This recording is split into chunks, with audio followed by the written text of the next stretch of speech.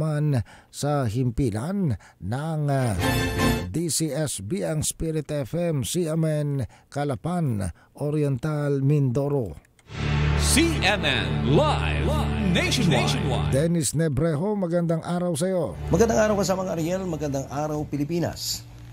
Bagamat nagkaroon ng kaunting insidente sa isang presinto sa Puerto Princesa Pilot Elementary School na agad din naayos ng kapulisan, masasabi na generally peaceful ang naganap na barangay at sangguniang kabataan elections 2023 sa buong Mimaropa at naging posible na naging maayos dahil na rin sa tulong ng kasanduluhan at ng Coast Guard.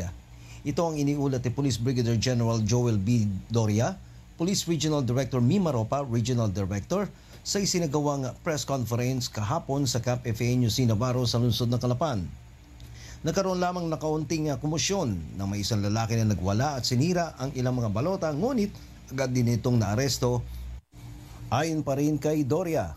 Samantala, ang lungsod ng Calapan ay pawang maayos ang naging botohan kung kaya mabilis ang daloy sa pilahan gayon din ang bilangan dahil sa sistematiko ang pamamaraan na isinagawa ng COMELEC at may inilaan din ng mga barangay health workers para mag-check ng blood pressure ng mga botante.